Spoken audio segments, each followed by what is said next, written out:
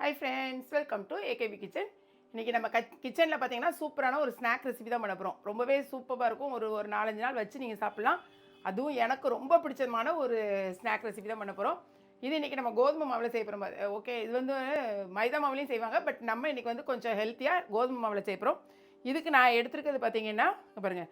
ஃபஸ்ட்டில் மெஷரிங் கப்புக்கு 1 கப்புக்கு கொஞ்சம் கம்மியாக போட்டுக்கேன். நீங்கள் 1 கப் கொஞ்சம் ஸ்வீட் சாப்பிட்றதா இருந்தால் 1 கப் கூட போட்டுக்கலாம். நான் 3/4 கப்புக்கு கொஞ்சம் கூட 1 கப் கொஞ்சம் குறையா போட்டுருக்கேன். ஓகேங்களா? இதை நம்ம வந்து மிக்ஸி ஜாரில் போட்டு பவுட்ரு பண்ணிக்கலாம். ஃபஸ்ட்டில் மிக்ஸி ஜாரில் போட்டுக்கோங்க. கூடவே வாசத்துக்கு ஒரு 4 ஏலக்காவும் போட்டுக்கோங்க. போட்டு மிக்சியில் நல்லா முதல்ல பவுட்ரு பண்ணி எடுத்து வந்துடலாம். இப்போ பார்த்தீங்கன்னா நான் அந்த சீனியை வந்து நல்லா பவுட்ரு பண்ணி எடுத்து வந்துட்டேன். இந்த மாதிரி நல்ல பவுட்ரு. இதில் வந்து நம்ம ஏலக்காய் போட்டு எதை பவுட்ரு பண்ணாலும் அந்த ஏலக்காய் ஸ்மெல் அப்படி ஒரு வாசனையாக இருக்கும்.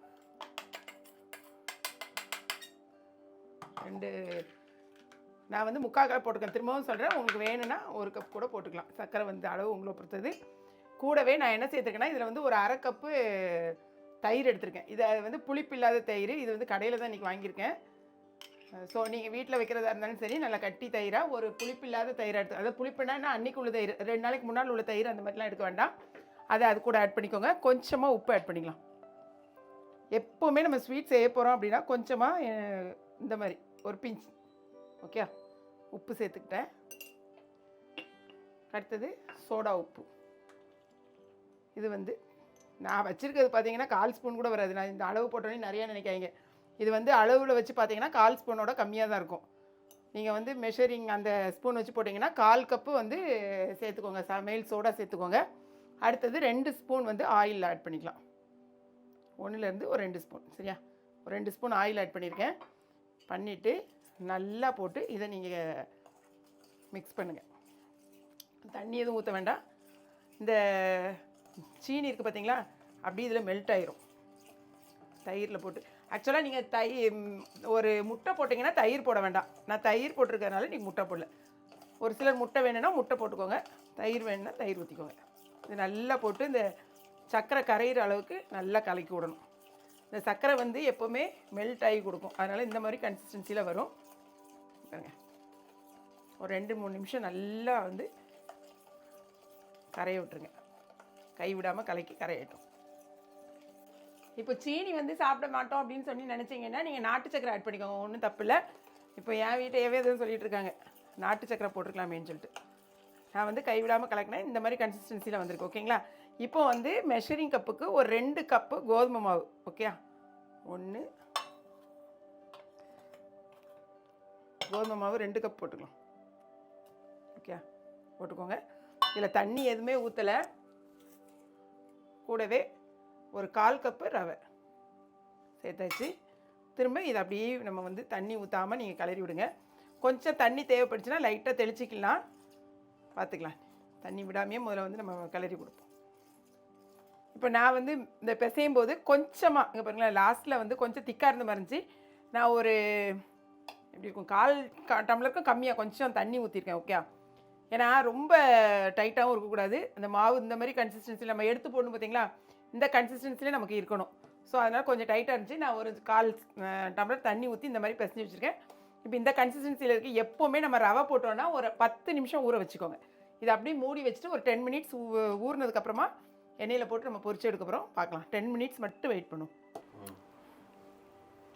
இப்போ கரெக்டாக ஒரு 10 நிமிஷம் தான் நம்ம வந்து ஊற வச்சுருந்தேன்.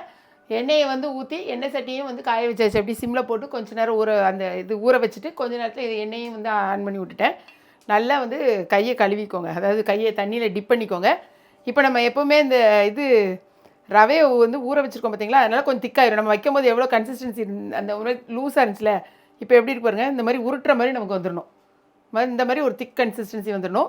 இப்போ ஒரு பால் எடுத்து சின்ன சின்ன பாலாக எடுத்து சிம்மில் வச்சு தான் நான் போட்டிருக்கேன். நல்ல எண்ணெய் வந்து சூடானோடனே சிம் பண்ணிக்கோங்க. ஓகே, கை எதுவுமே வச்சிடக்கூடாது. இந்த பாருங்க, இந்த மாதிரி குட்டி குட்டி பாலாக எடுத்து இந்த மாதிரி ஓரமாக போட்டு விட்ருங்க. போட்டுட்டு 2-3 நிமிஷம் அப்படியே கிடக்கட்டும். சிம்லேயே கொஞ்சம் ரொம்ப ஹையில் வச்சிட்டிங்கன்னு வச்சுக்கோங்களேன், உடனே வந்து நமக்கு இதாயிரும், ப்ரௌன் கலர் ஆயிரும். பட்டு உள்ளே வேகாமல் இருந்துடும்.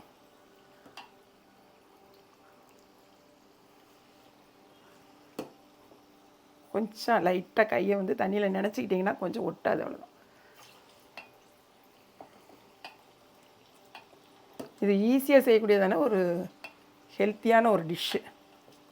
சொன்ன மாதிரி நீங்கள் வந்து இது என்னப்பா என்ன போட சொன்னீங்க? நாட்டு சக்கரை போட்டுக்கோங்க. அது பாருங்களேன், புஷ்ஷுன்னு வந்துட்டு அப்படி தன்னாலே மேலே வருதா. நம்ம எதுவுமே நான் கையே வைக்கல. இன்னும் ஒன்றே ஒன்று போட்டுக்குவோம்.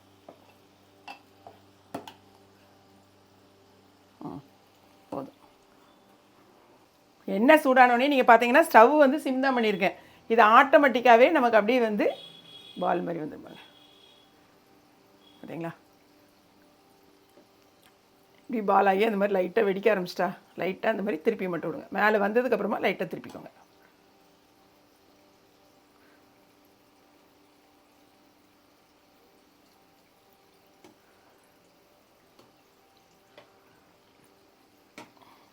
எல்லாம் வந்து நல்லா டார்க் கலராக வரட்டும்னே, அதுக்கப்புறம் தான் நம்ம வந்து எடுக்கணும்.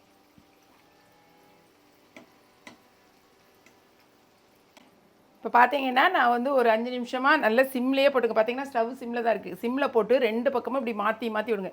இப்படி மாற்றி மாற்றி நீங்கள் எடுக்கும்போது ஆட்டோமேட்டிக்காகவே உங்களுக்கு பார்த்தீங்கன்னா இங்கே பாருங்களேன், நல்லா வெடிச்சிடுச்சா, இந்த மாதிரி வெடிப்பு வந்துடுது. ஆட்டோமேட்டிக்காகவே வெடிச்சிடும். நீங்கள் வந்துட்டு முதலையே போட்டு கிளறணும் அப்படிலாம் கிடையாது. பார்த்துருங்க எப்படி இருக்குன்னு. நம்ம வீட்டிலையே இந்த மாதிரி வந்து அதாவது முதல்ல இப்போ நீங்கள் எடுத்த உடனே நீங்கள் எடுத்து சாப்பிட்டீங்கன்னா நல்லா சாஃப்டாக இருக்கும். இன்னும் நேரம் கழித்து அப்படி நல்லா ஆறின பிறகு சொன்னீங்கன்னா நல்லா கிறிஸ்பியாக கடையில் கிடைக்கும் பார்த்தீங்களா, அதே மாதிரி ஆயிரும். நல்ல கலர் சேஞ்ச் ஆகிடல. இந்த கலரில் நம்ம என்ன செஞ்சலாம், எடுத்துடலாம். கரெக்டாக இருக்குது. கரெக்டாக இருக்குல்ல? அப்போ நல்லா 2 பக்கம் மாற்றி மாற்றி போடணும். அப்படின்னா தான் உங்களுக்கு வந்து உள்ளே கொஞ்சம் நல்லா வேகும். இல்லைனா வெளியில் மட்டும் இந்த மாதிரி கருப்பு கலரில் வந்துடும், ப்ரௌன் கலரில். பட் உள்ளே வந்து வேகாது. ஸோ நின்று நான் வந்து அப்பப்போ மாற்றி மாற்றி போட்டுகிட்டே இருக்கேன். ரொம்பவே சூப்பராக நமக்கு ரெடி ஆகிடுச்சு. நீங்கள் மைதா மாவில் பண்ணாமல் இதே மாதிரி கோதுமை மாவில் பண்ணுங்கள். அதே மாதிரி கோதுமை மாவில் நீங்கள் வந்துட்டு சக்கரை பதில் இது கூட போட்டுக்கலாம். என்னது திரும்ப திரும்ப வரமாட்டேங்குது. அதாவது ப்ரௌன் சுகர், நாட்டு சக்கரை கூட சேர்த்துங்க. சரிங்களா? இப்போ நம்ம எடுத்துடலாமா? எடுத்து டேஸ்ட் பார்த்துருவோமா? செம்ம சூப்பராக இருக்குது. இது வந்து நாங்கள் எங்கள் ஊர் சைடில், அதாவது திருநெல்வேலி சைடில் நாங்கள் இதை முட்டைகோஸ்ன்னு சொல்லுவோம். இங்கே என்னது கஜடாவாப்பா? சென்னையில் கஜடா அப்படிங்காங்க. ஒவ்வொரு ஏரியாவில் ஒவ்வொரு மாதிரி சொல்லுவாங்க. ஒரு சில இடங்களில் நம்ம வெடிக்கேக்கு அந்த மாதிரி சொல்லுவாங்கன்னு நினைக்கிறேன். அப்படி ஒவ்வொரு இடமும் ஒவ்வொரு மாதிரி சொல்கிறாங்க. ஸோ நீங்கள் என்ன உங்கள் ஊரில் இதை என்ன சொல்வீங்கன்னு நீங்கள் கமெண்ட் பண்ணுங்கள்.